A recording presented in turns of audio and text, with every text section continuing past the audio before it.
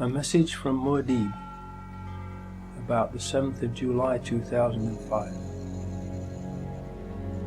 Dear viewer, I hope this finds you well, in good spirit and having a good day. Regarding the 7/7/2005 terrorist attacks in London, let us look at the facts and see what we were told and compare them. Then, using Occam's razor and common sense, let us see what conclusions are to be drawn, so we can all understand what most likely really did happen that day. First chapter, title: Mock Exercises and Bomb Hoaxes in the Run-Up to 7/7/2005.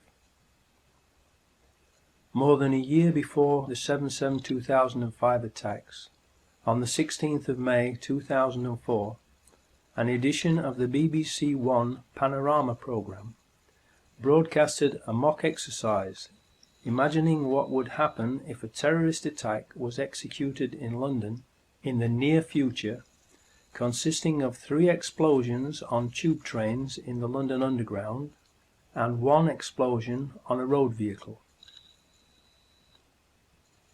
The following excerpt from the BBC programme gives us a good idea of why this programme was made. If there are now bombs going off above ground, in this case a lorry being attacked, it could happen anywhere. So the potential for mass panic across not just the capital but the whole country is very much with us. I think therefore we need to look at more serious measures. We do have reserve powers in effect to take over the BBC if we were to wish to, and to get them to broadcast whatever we wanted them to broadcast. Those powers are there in the Broadcasting Act. My advice to the Prime Minister would be not to use those, but I think we should be talking to the broadcasters about having the Prime Minister on the air very quickly. You wouldn't disagree with that, Michael, at all? No, I entirely agree that the Prime Minister should be out there, and we shouldn't be using the powers to bring in the BBC, but we should certainly be talking to the broadcasters about the way in which the coverage is going to be organised. Please note well that he said the coverage is going to be organised.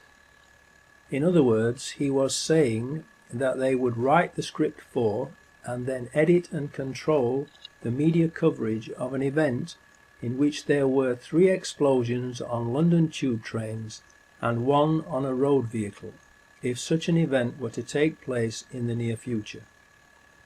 The question that begs to be asked is this: was that what they were actually in the process of planning, and precisely the reason for that programme? This is the kind of terrorist attack the government repeatedly says is going to happen. We've been absolutely clear we can't guarantee that there will never be an attack. It's quite likely that they're planning one now. I am wondering about the purpose and effect of this very programme. This BBC Panorama programme appears to have been used by those behind the 7/7/2005 attack as the means by which the media's response to the attack in the near future was studied, so it could be controlled and directed towards their own ends.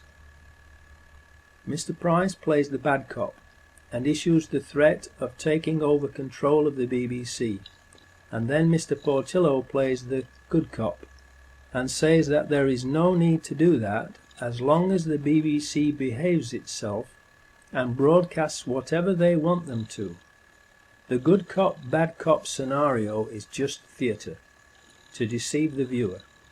The reality is that the BBC is a government propaganda machine and is already, and always has been, controlled and used by the government.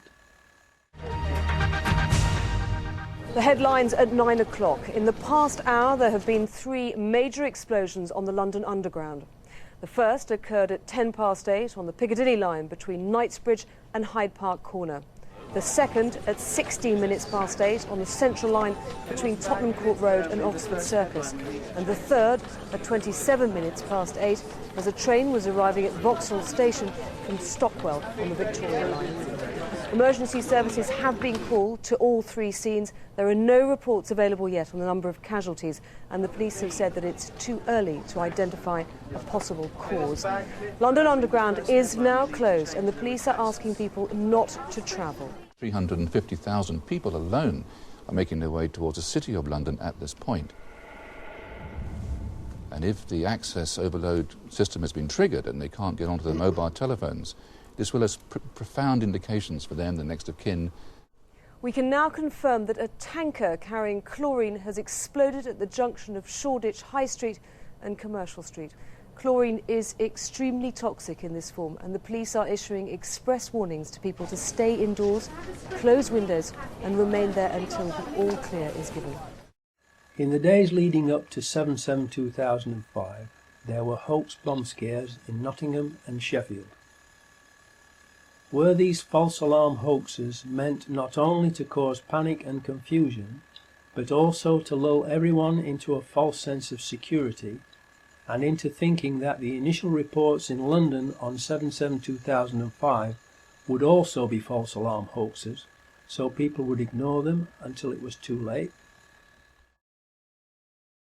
Second chapter title: Peter Power, Dupe or Accomplice? Then, on 7/7/2005, we were told on TV by Peter Power of Visor Consultants that they, and the private company employing them, who helped choose the scenario for it, were running a mock terrorist drill in the London Underground, with practically the same scenario as what actually really happened on that day.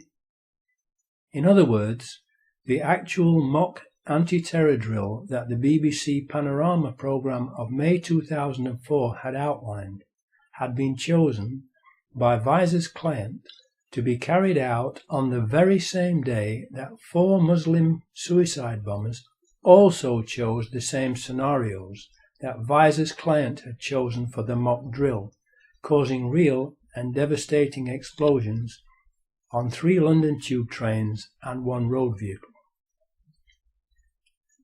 Please think about that unbelievable set of coincidences for a few seconds, to let the implications of it sink in. Then, please ask yourself, what are the odds against all of that happening by chance?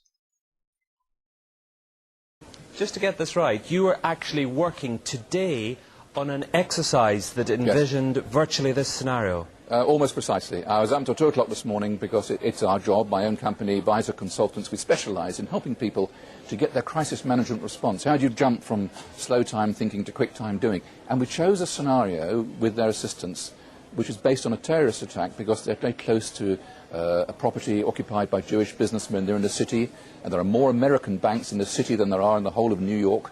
A logical thing to do. And I've still got the... I was going to say, how extraordinary today must feel for you as it unfolds.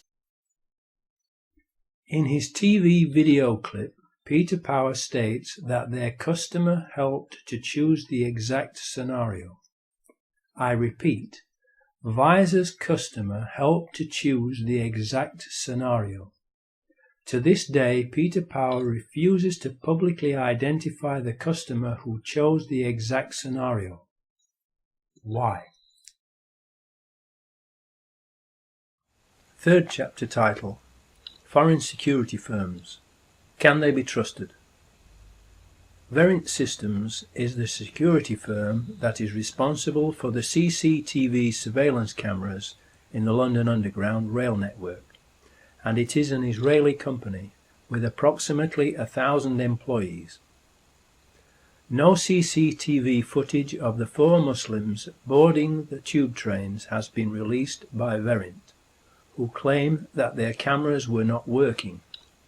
Why? Because the 4 Muslims were not on the tube trains that blew up. Fourth chapter title: The 4 Muslims, Actors or Patsies? We were also told that the training exercise involved 1,000 people and, of course, amongst those 1,000 people would have to be the 4 people who were recruited to play the parts of the mock terrorists. Therefore, as part of the exercise, they would have recruited 4 young